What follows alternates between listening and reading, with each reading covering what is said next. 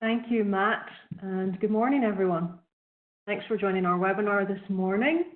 My name is Judith McElhinney. I'm an e-commerce consultant at the Department for International Trade. And this morning, we're going to hear from Stu Conroy from Activ8 about scaling your brand in the time of COVID and how you can use direct-to-consumer strategies and take advantage of analytics for e-commerce and particularly cross-border e-commerce success. Before I hand over to Stu, I just want to take a few minutes to tell you about help for UK companies from DIT. After my introduction, we'll have the main presentation from Stu, and then as Matt said, we can take your questions towards the end of the session. So before I tell you about our general support, I just want to point you at a new business support finder tool, which you can see here on your screen, and which is accessible on the gov.uk website. The Department for International Trade, as well as all of government, is committed to supporting businesses and employees and to help manage the impacts of the current coronavirus crisis. Measures that you'll be familiar with include financial support packages for business and support for employees' wages. So this new tool will help your business and self-employed people actually to quickly find what financial support is available for you specifically. It's based on a very simple online questionnaire, and based on the questions that you provide, it will direct you to the specific financial support packages that you're eligible for. And this tool will be constantly updated as new announcements are made by the government. So I'd like to tell you now about DIT's EExporting Program and how we help UK companies either start exporting or to increase your exports to existing or new markets that you haven't previously sold to. The EExporting Program's been around for about 5 years now, and specifically we help UK companies export through online and digital channels. And there are a few key services that we offer, which I'd like to tell you about. So we partner with global marketplaces all around the world, Amazon, eBay, Frugo, and many, many others. And in a lot of cases, we negotiate exclusive deals for UK sellers, whether that might be waived platform fees or even reduced commissions in a lot of cases that you can benefit from. We have a Selling Online Overseas tool, which is a marketplace finder, and I'll show you that in just a couple of minutes. We run great promotions with our partner platforms. So this is where DIT negotiates merchandising space on a platform, typically on the platform homepage. And we run a marketing campaign, usually for a week, to drive traffic to any UK sellers that are on that platform. So it really gives you the benefit of boosted traffic and visibility on the platform, and also a sales benefit, of course. And finally, and what I think is probably our most valuable service, we have e-commerce advisors all around the UK. So you can have an appointment with an e-commerce advisor in your local area in normal times or by phone at the moment. And they can help you troubleshoot marketplace seller account issues, introduce you to different marketplaces, and recommend different service providers, whether that be localization experts, Amazon agencies, 3PLs, VAT specialists, and so on, and also help provide you with market intelligence for specific countries and help with really any aspect of your international e-commerce strategy. So on your screens right now, you're seeing the great.gov.uk website. This is where you can go to learn more about the EExporting Program.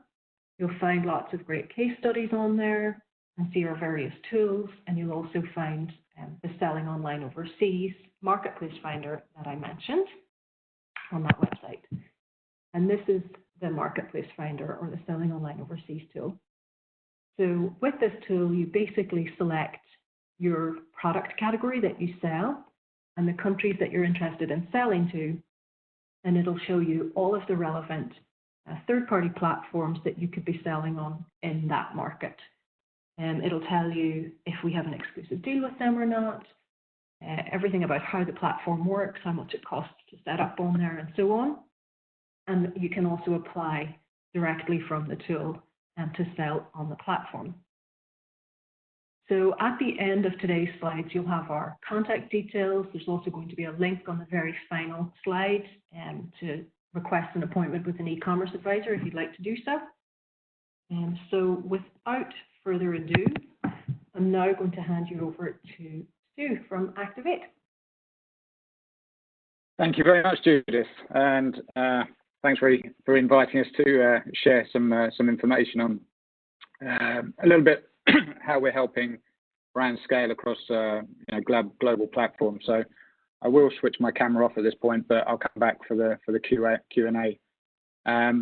And to everybody listening, if you can fire in any questions, I much prefer the Q&A part, because then it's really answering those questions that you may have that are important to you at this point. So feel free to keep on firing any questions in, and I'll do my best to answer those at the end.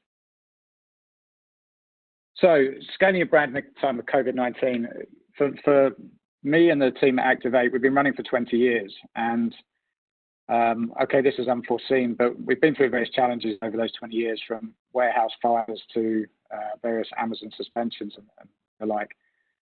But really what's important to us is helping brands build risk-managed solutions, so if one channel goes down, we're able to, it's not going to be detrimental to the business.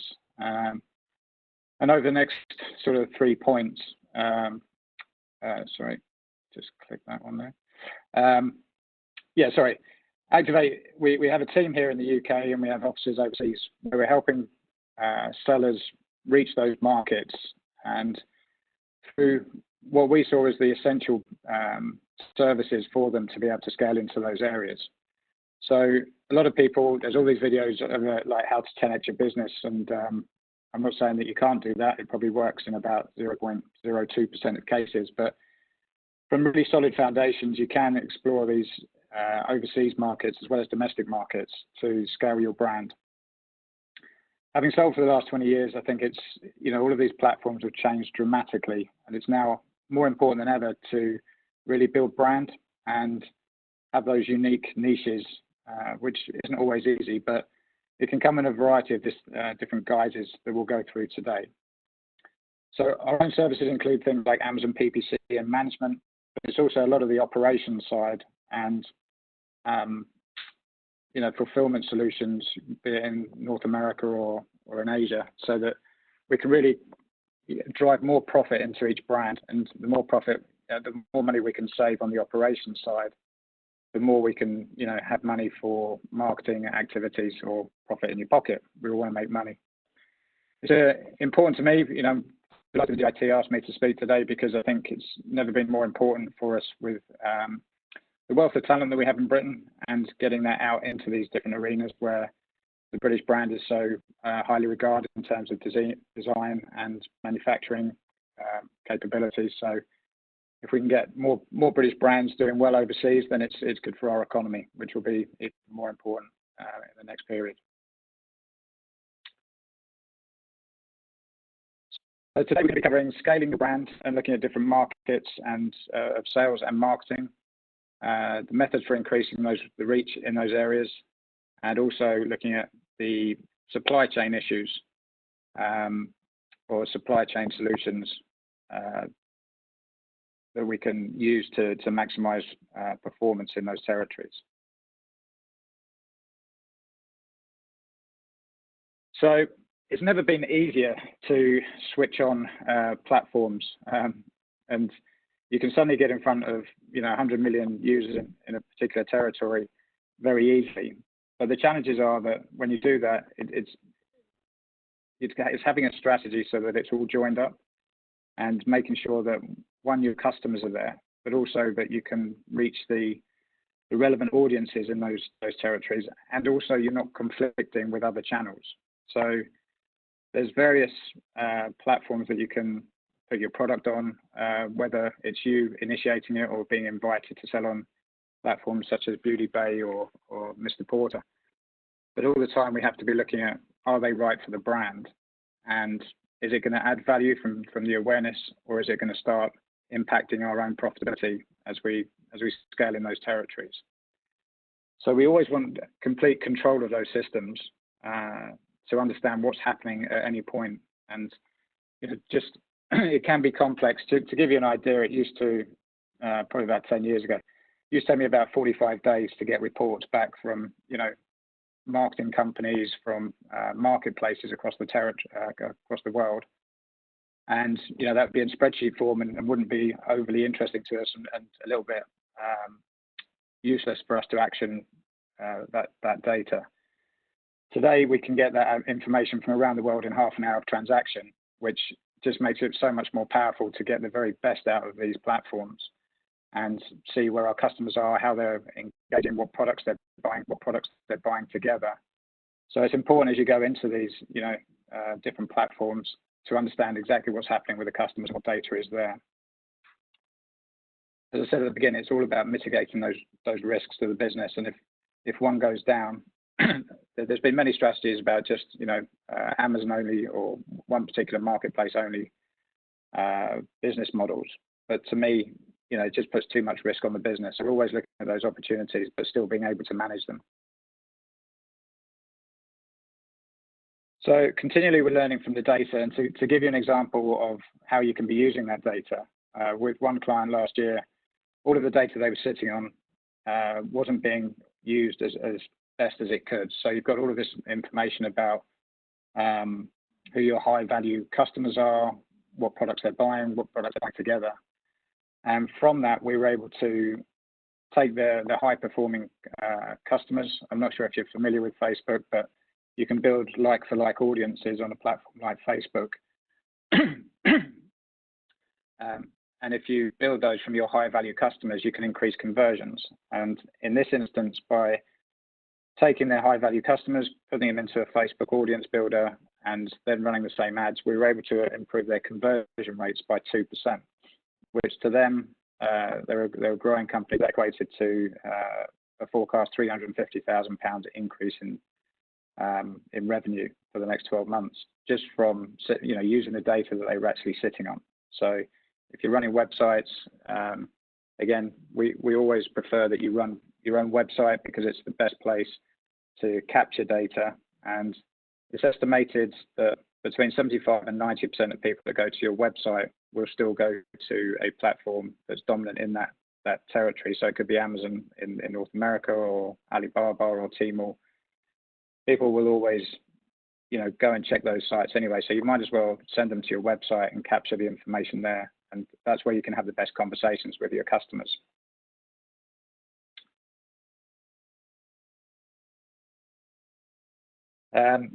So as I said, the important part on this slide, I think, is just that local language.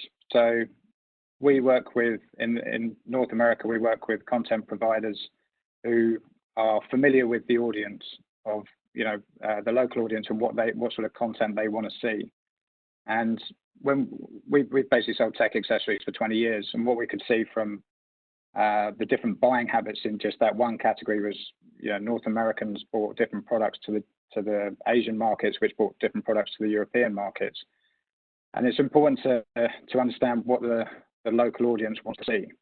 And to give you another example, about 12 years ago, when we started sending products into Amazon Germany and Amazon France, we sent some boxes to the German Amazon warehouse, and it was about 200 grams over. All the boxes got rejected and sent back to us. And they're just sticklers for the detail there. In France, we had capitalized titles in all our marketplace listings, and they all got rejected, and we had to have proper capitalization because the French market to us was they're very romantic in their language and these sort of things. So although that's all changed over the years, to me, it's still how these different territories act and their cultures. So we've got to understand that to be able to perform at our best in those territories. And we'll come on to some information later, but it's just important to address those local markets and have that in your mind as you're growing. So Google Translate won't work in Germany, for example, because they're sticklers for. I worked in Berlin for 5 years, and they're very detail-orientated people, and they want specific and accurate language when you're selling to them.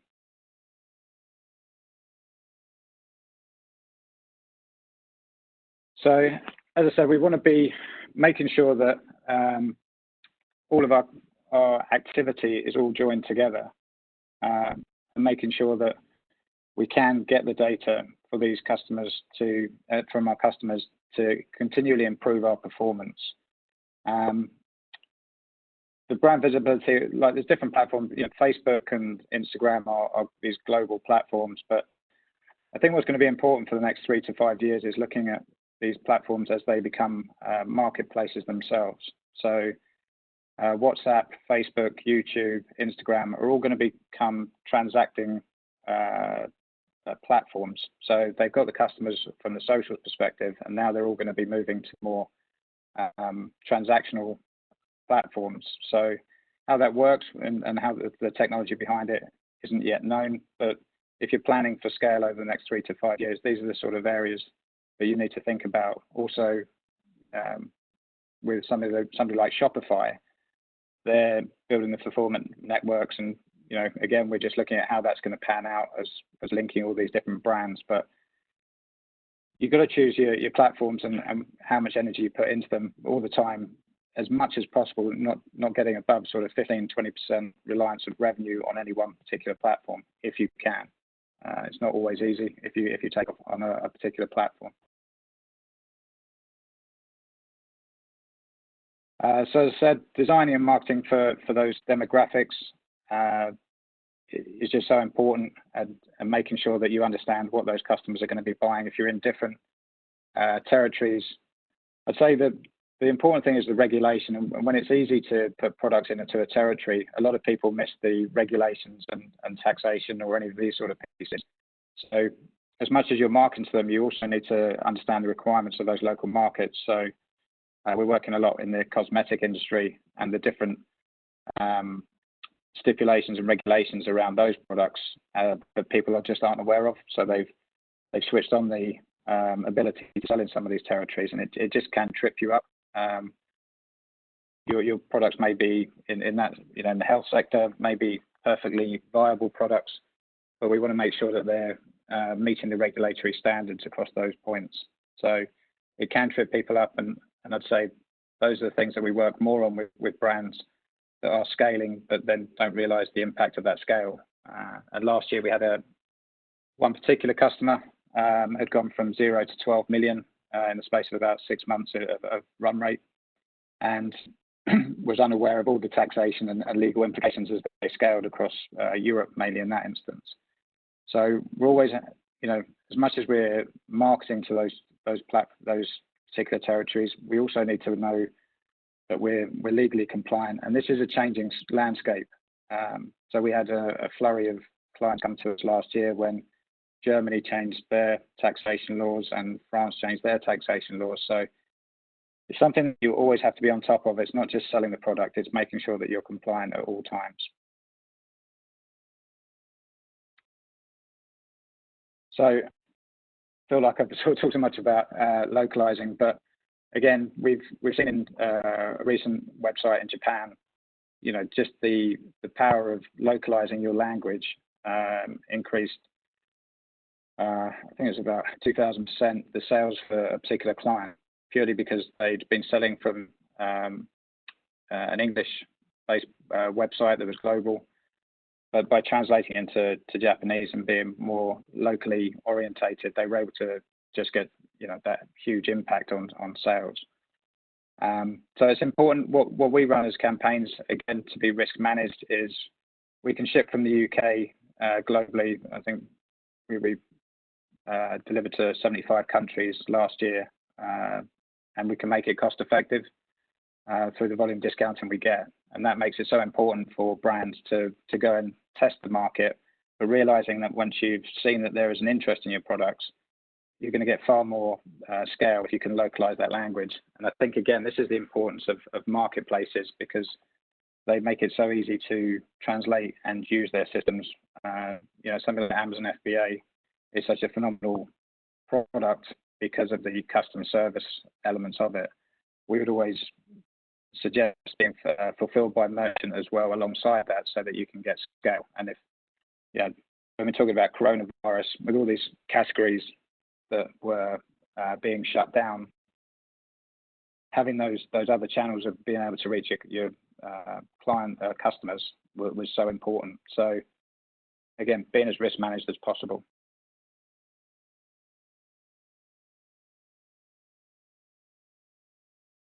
So as we set up these direct-to-consumer strategies from the UK, we then build localized distribution elements. So for the US, for example, we work with a partner who can deliver next day into the whole of the USA within 48 hours. So if you want to do something like SFP, which is Seller Fulfilled Prime, for those unfamiliar, you're able to use 4 warehouses and get your products into the customer's hands. It's really about scalability, and as we move into talking about fulfillment, our approach is always to make sure that you're leveraging the stock as much as possible so that you can sell into as many channels as where your customers are. And if you just put it into one marketplace warehouse, you miss the opportunity to use that stock across your own website sales, into other retail platforms. And also, if you're going to do strategic retail, then it's important to have that stock available and be managing the forecasting of that stock. My own beliefs are that as everybody hurries to the online world, we still believe in building holistic strategies. So strategic retail, as some of these restrictions get lifted, it's going to be hugely important to find the right retailers for your product, because the cost of acquisition online is going to increase. And if we can get our brands in strategic retail, then it's such a valuable marketing piece. But all the time thinking, is it going to impact our, a lot of these retailers now have their online platforms themselves. So is it going to be impacting a sale, or is it going to be a net gain from being in these retailers?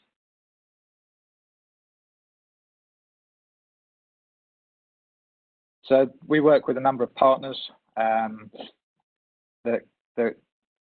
think it's important, I've said this on a few webinars recently, is that if you can get the opportunity to go and visit a warehouse that has some of these fulfillment systems in, so that you get an understanding of how they work. Because I've been doing it 20 years. I remember going into Amazon's warehouse about 12 years ago, and the idea is it gives you about, we're aspiring to be as adventurous as the market leaders of somebody like Alibaba or Amazon, and really going and seeing how they manage their orders, how they're driving efficiencies in all of these systems is just such a worthwhile activity, so that you can see what's possible. And I think what I've seen in this coronavirus time is lots of people saying they do 3PL work, but their systems aren't built for it. There's a lot of 3PL providers that are used to doing retail and distribution, and what they'll do is they'll take those systems into an e-commerce multi-channel fulfillment situation. And what that means is that they're printing off one piece of A4 paper per order. And if you start getting 4,000 orders a day or 20,000 orders a day going through your systems, it's just inefficient. So there's some fantastic service providers such as PeopleVox or Limworks that consolidate all of this data and make it easy to print off labels. And it's worth just going to see a warehouse. We always, after coronavirus restrictions, you can come down and visit our warehouse, but there's a number that will be local to you. And it's just important to see what's possible, because these are available in every territory now. And you'll be able to scale your business, drive efficiencies, and work on more platforms if you can use the tech in the right way.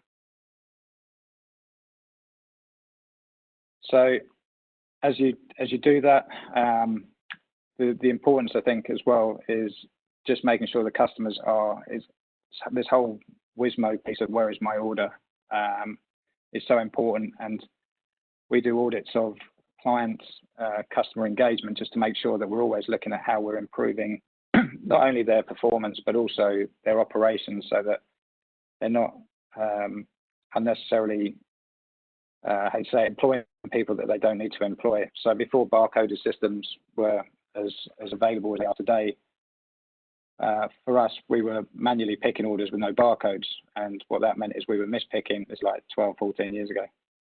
Mispicking orders, so you need more customer service, or you need more printers, you need more paper, all of these things. So all of these things can be connected now, and it's very easy to set up, it's very efficient, and making sure that we're always looking out for what systems are available that we can use to improve performance of we still run our own brands, but also those of our clients. So it's all joined up and driving efficiencies. In terms of that supply chain process as well, just to give you an example of how important it is, last week we helped a client.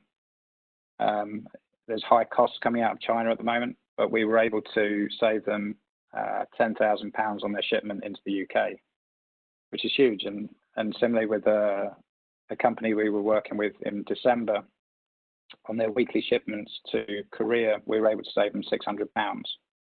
Now that forecast saving for 2020 prior to coronavirus was about £30,000. So there's huge savings to be made. And while there's all this enthusiasm for getting sales, it's important that you get your operations working correctly because you'll save a ton of money. As I said earlier, we ship to over 70 countries, so we work with brands to build strategies where they can just test markets before they commit high volumes of stock to any territory. And as we get scale and we see that there's a market opportunity, we're then setting up the distribution and warehousing and fulfillment operations as we build that customer data. So again, it's understanding what the customers in that territory are expecting to see, and are they a customer for you? There's a fantastic story when I met the Joseph and Joseph brothers, if you're familiar with the kitchen accessories company, where they went to Japan and held a meeting and were showing off their latest potato masher, which when they finished, they thought all of the gasps were how fantastic the potato masher was, until somebody pointed out that they didn't eat potatoes in Japan and the whole trip and meeting had been a waste of time. So, we're all learning all the time, and I think it's important to just understand those local markets. Are they a potential customer for you, or are you actually going to, waste a lot of time and energy trying to set up sales for a product that's not actually wanted in that territory? And that's it. So hopefully there was a lot of information there, and it's a huge market, but it's a huge opportunity. And I think if you do it right and you've got great products and you're continually innovating, the world is truly your oyster. So I shall hand you back over to Judith. Thank you, Stu. Funny about the potato masher. They should have taken it to Ireland. So we're going to start answering your questions now. And just as a reminder, there's a question bar along the bottom of your screen, a Q&A pane, so you can continue to submit your questions there, and we'll get through as many as we can. And then any we don't get through on the live event, we can obviously follow up with you afterwards, and you'll also have our contact details. So I'm just going to jump straight in. The first question is from Chris, and Chris has asked, how long does it typically take to get onto a third-party platform? Right now, you can do it same day. Mostly we see that getting the paperwork lined up is as long as you've got the correct paperwork, you'd be up on many of these platforms by the end of the week. Depending which country it is and what the requirements of the paperwork are. Okay, and what would you say are kind of the key challenges that companies have getting onto the platforms? As I said, Judith, I think getting onto the platforms is not really the issue. For me, at least, it's if they've got the products and they've got the right documentation, they can get on very quickly. I think what you see is this big learning curve. And some of it I take for granted because I've been doing it for 20 years, but people not understanding what barcodes are or SKUs. And if you look at the forums, it's quite often just a lack of knowledge. Now, some entrepreneurs, some business owners, some entrepreneurs will say, right, I just want to learn and go through that process. So, and I get that, but sometimes it's easier to just pay somebody to get you up and running. And once you're up and running, you can take it from there. So it's not. I think any of the services we provide are not rocket science or anything. It's just time and learning. And that's where people have to assess, have they got the time to learn, or is it cheaper to pay somebody to get them up and running? Because I'd say some of the challenges just, to me, because we've been doing it so long, are quite straightforward in understanding it. As I say, those barcodes, the documentation, even like utility bills and all these sort of things that you see, people just, and that's can be the challenge on a platform like Amazon if you get it wrong. But a client last year that approached us because they'd put the wrong company number on the application, and then you get lost in the cycle, and what should have been easy ended up taking probably 6 weeks to get it all reactivated, just from one small error. So that's not to panic anybody, but just getting those things lined up makes it easy to get on most of these platforms. Yeah, and there's a lot to be said as well for using someone else's expertise and get you up and running and learn a lot as you kind of learn those skills in-house, isn't that right?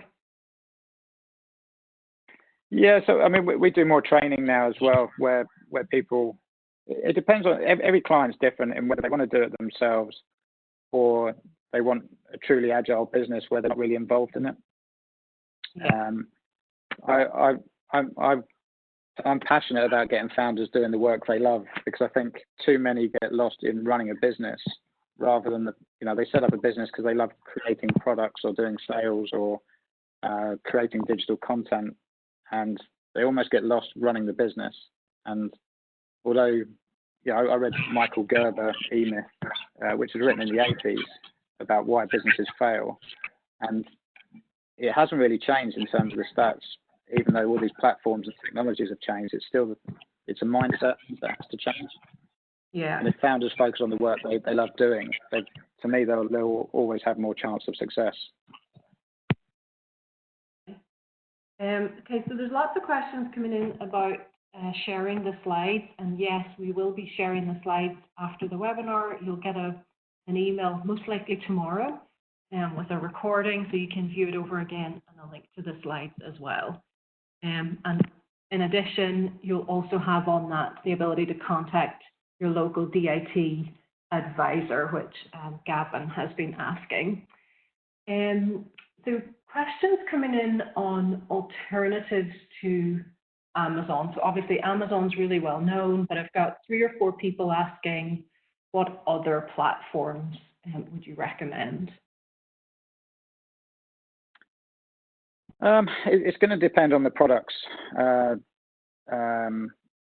where that, I was thinking about this morning. There's a huge range of different platforms.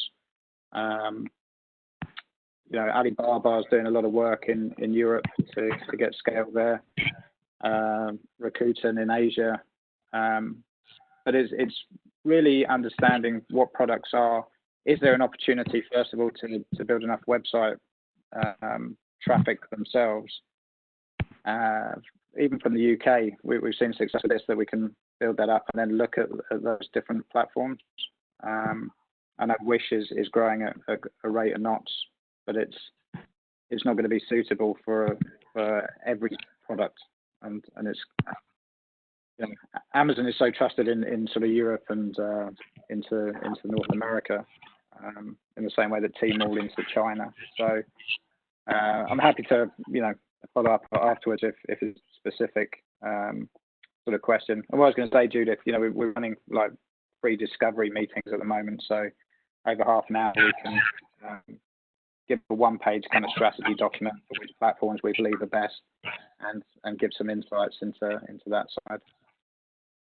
Yeah, that would be brilliant. Thanks, Stu. So question from Praveen Kumar. Sorry if I've mispronounced your name. When exploring international markets, how do we identify the market needs?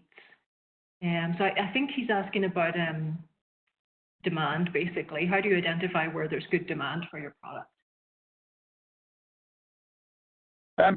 As I say, I mean, we always believe in trying everything, but as low cost as possible. And if you've got a good product and you've got a good niche, I should sort of point out we work with brands that want to scale, and I think there's different areas where people are just taking products and trying to sell them, which I think everybody's got to start somewhere, but it's understanding that you've got to continually go and find new products the whole time. You're not actually building a brand. If you're building a brand, I would always, and if you can establish it in the home market is the first point, so that you know that it's working. And then through your website and through these marketplaces, it's very easy to go and test the water without, the forums are filled with horror stories where I think people just haven't understood how the platforms work. And once you understand those platforms, you can make better decisions as to how you can go and test the market without risking, big chunks of money, time, investment, all of those things to see if there's a demand for your products. And we did it with a royal, the China producers for the royal family, and they didn't want to send it to the US without knowing there was a market for them there. So we were able to build a strategy for testing the market and make sure they weren't committing a chunk of stock to the US, for example, without knowing that there was a demand for it, which of course the Americans love the royal family, so it was quite a quick project. Yeah, brilliant. And the other thing is, of course, just looking at Google Analytics. So if you have your own website already, you can kind of look at your country level data and see where visitors are coming to your site from, but maybe not converting. Or also look at some Google Ads data, and you can look at search volume for your product type at a different country level, and kind of see what the demand is. Yeah, exactly. I mean, Patel's platform, I think that's such a fantastic, Uber Suggest. I don't know if you're familiar with that. Oh, yeah. Oh. That's a great tool. And it's fantastic to go and see, what competitors are doing well. Depends how niche your product is, or if you're going into a market that, has similar products. And, like you say, Google Analytics or Neil Patel's tool is just a fantastic insights, but it might not be specifically for your brand. But and like you say, the websites give so much information, but might be a little bit misleading if it's an English site, English language site. It might not give you the full. You might be getting high bounce rates when there is actually a demand there. Yeah.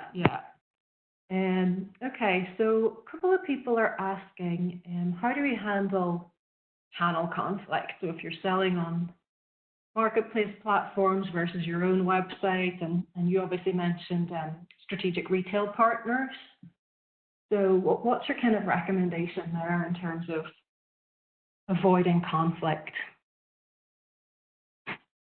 I mean, I'd seek legal advice on some of the contracts that are coming out, and people are trying to restrict some marketplace engagement. It's, in the US you have things like MAP, the minimum advertised price, which is there to protect the brands, but doesn't always work when, the products can be across all of these channels.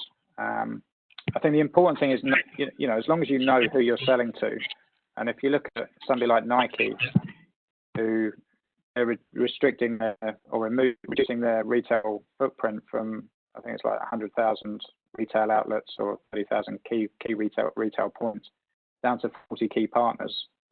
And to me, my assumption is that it's done because, they want to know who's selling their products. If they can't manage who's selling their products, then they can't expect marketplaces to. So the onus is on brands to see who's selling their product, and then you've got a better chance of saying, is that giving you more upside than the potential conflict? So they may have a huge customer base that will elevate your brand, and although that takes a chunk out of your own online sales, for example, the upside of the exposure, you've got to learn to dance with the devil is kind of the old saying, isn't it? But so that you're understanding how, if you can partner with them and get, I think, some of these department stores were starting to see that they had to do more of these kind of co-sanctioned brands and, work with brand builders and manufacturers to build those exclusive lines. And it'll be interesting to see if that continues after this period.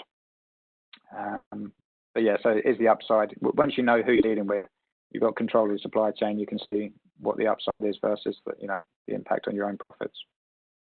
Yeah, and I think working closely with your channel partners as well and making sure that they're representing your products the way that they want them to. So it's probably good practice to do an audit every once in a while and look at how your products are listed, make sure the photo quality is good, and just make sure that there's a really consistent brand experience everywhere that a customer might see your product, right? Yeah, like you say, getting that consistency across all the channels, and it's not always easy because some of those platforms or retailers are in a, they want you to do it their way, and if the stronger their presence, the more they can kind of dictate to you. But I think we're seeing more of these collaborations come through if you've got a truly unique product, and like you say, just business is about relationships and developing those so that it's a win-win for both sides. Yeah, definitely. So related to that, in terms of selling on Amazon, could you talk a bit about what sellers can do for their brand? So if they want to drive more awareness of their entire brand versus just a single product. It's a balancing act, and to give a reasonable answer, so some brands can just focus on a particular product. They've done their keyword research or the niche element on Amazon, and they can just drive it through something like Amazon PPC, provided they've got all the trademark information to maximize that exposure. But again, there's a whole range of different options of getting awareness out to people of your products. And I'd always say that if the stats are accurate, that 75 to 90% of people will go to a website and go to Amazon anyway, in a territory like North America or in the UK, then you might not have to do as much marketing as you think in those, and it becomes more about what I think you've got to think about is like what you're explaining with your product, and is that more of you've got to demonstrate it, which there's social media so powerful for that, but at the same time people don't go there with a desire to purchase anything. They're usually going on there to find out what their family.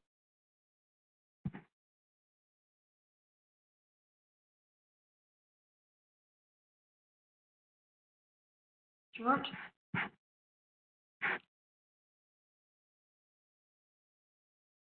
Hello? Hey, lost sound there for a minute. Yeah, sorry, my headphones packed up.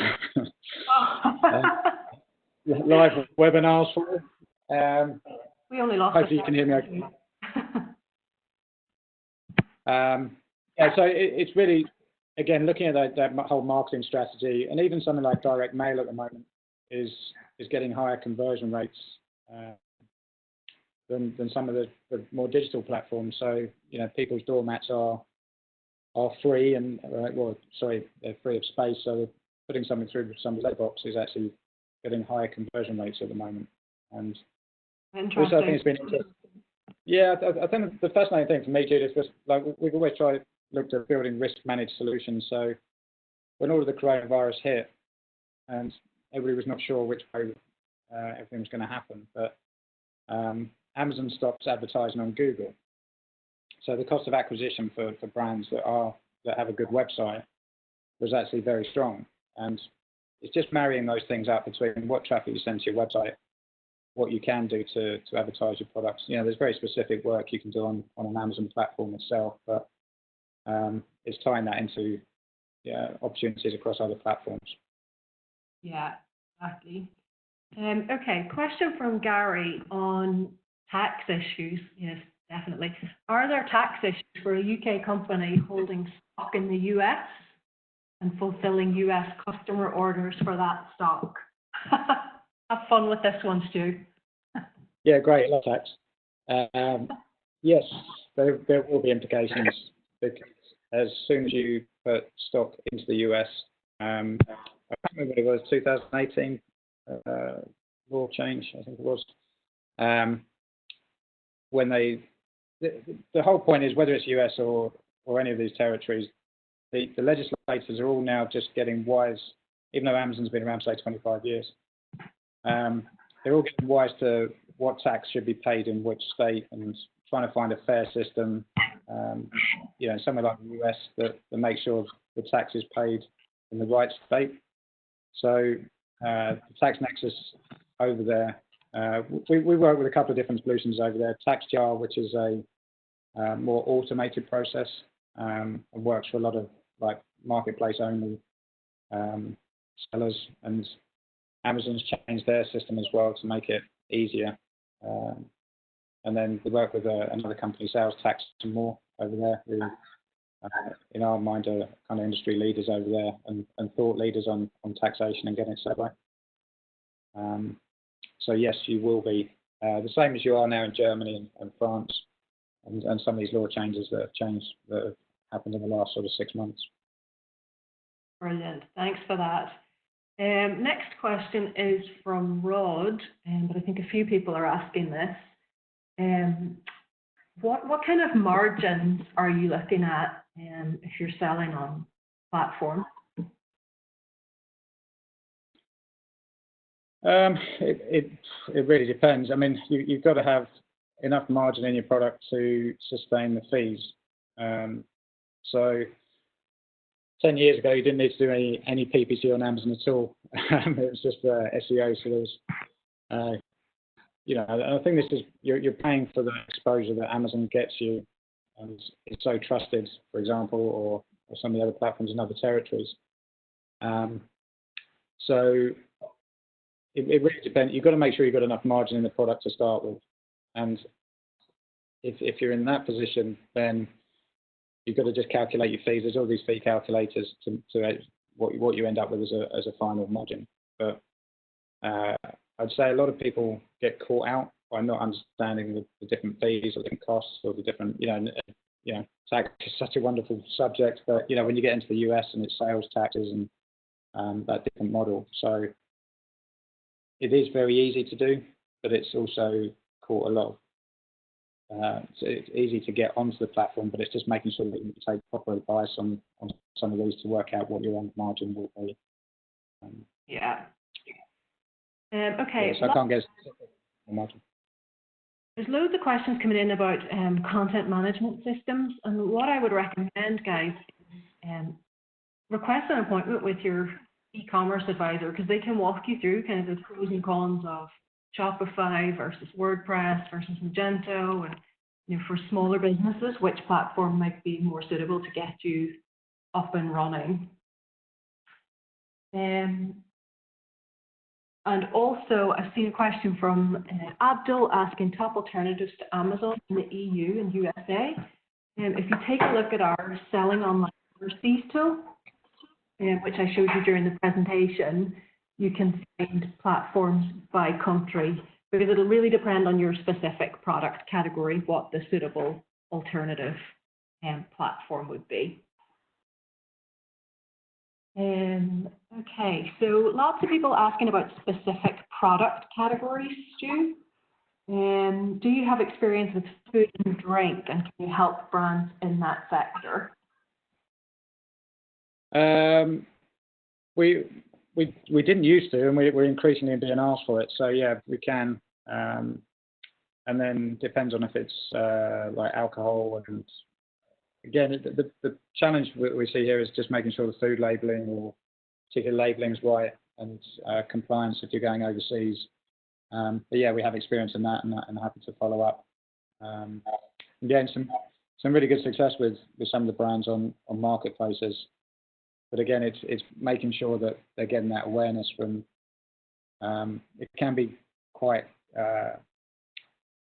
competitive just on a marketplace alone. I think there's about 8,000 gym brands got launched last year, so it's not always easy for something like that. So you might have to do work off of the platform to get awareness for it. But in terms of fulfillment and supply chain, yeah, we can certainly help. Brilliant. And I think there were a few questions on alcohol as well, actually, so glad that you touched on that too. Question from Hannah, very specific about your services. So how is your fee put together? Is it a flat fee for service, or is it a commission based on sales? Does it work? So mostly if we're doing the platform exposure, it's retainer and commission. If it's fulfillment, it's just done at the costs. So it's very much more agreeing a fee and pricing for that side. So like what we felt is we wanted to put services together, but some of them don't work with a commission structure for something like fulfillment. But if we want to get exposure for a client, then it's a very straightforward retaining commission fee. Brilliant. Okay, thank you. So your questions are starting to slow down, so we might just take one or two more. So another specific question on your services. Do you help companies put together a go-to-market strategy? Yes. So the bit for us is, like, the thing for me, Judith, was like, when we were scaling it, I always found out information about 6 months after it was useful. So we're trying to be the company I needed 10 years ago. So we can help with things like fundraising, all sorts of different things, but just to get that strategy and make sure that there's enough funds, there's enough. Not everybody sort of takes enough time over the strategy, but we work with them to build that, get a launch program. Some of the more subjective content creation we'll outsource or recommend people that they can use, and make sure that they've just got a solid foundation for growth. So there's never 100% guarantees. We're having good success with that and making sure that they're built correctly. Brilliant. Yeah, really good. And then a question from Angela: Is Activ8 able to advise on local tax, I guess, for different countries? Yeah, we either do it ourselves or we work with partners, like globally, because you just need that local knowledge, and some of them have different regulations for needing a local accountant to do postings or reporting. So we've got a good network globally, and we'll either do a direct introduction or manage it for them from a central hub, depending on how they best want to work it. Brilliant. Yeah, and DIT can help support with that as well. I mean, I always recommend that you speak to a tax expert, just because it is fairly complicated when you're talking about international taxes, and it's something that if you do go wrong, it can be a pretty costly mistake. I've heard some real horror stories from companies. Particularly at the moment, Judith, where there's so many law changes happening. Yeah, exactly. And in October it was crazy with the amount of people that got caught out, even though a lot of the marketplaces, because the marketplace is now responsible for your VAT in those countries if you don't pay it. Yeah. And if they don't know what you're doing on other channels, then they took a hard line on it. So a lot of people, overnight lost their revenue from those territories. Yeah, exactly. Not good. So we're going to one last question. This one is from Alan. Are you happy to work on a territory by territory basis, or do you prefer to work across all platforms? I guess it's whatever the customer wants, right? Yeah, I mean, we've got good knowledge across global platforms, and Gareth has worked across a number of those marketplaces. Who's part of the team. I think the thing is, it's just making sure that there's a right strategy and planning out that growth, and then making the right decisions from there. So we either do it or we recommend partners in those areas and different territories. But just that holistic view is the important thing. That's great. Thank you, Stuart. So that's where we're going to leave it for today, folks. I want to thank Stu for doing a fantastic presentation, and thank you all for joining us this morning. If you do think of any additional questions after the broadcast ends, you will have both DIT's contact details and Stu's contact details through that follow-up email that we send out, so feel free to get in contact with either of us. When you leave the webinar just now, you'll be given a short survey, and we'd really appreciate if you can take just a couple of minutes to fill that in. It's super quick, and it just helps us know that we're being helpful to you. Like I said, you'll get a follow-up email within 24 hours with a link to the recording of today's event and to the slides and our contact details. So without further ado, thank you, Stu. Thank you, everyone. And I hope you all have a great rest of the day.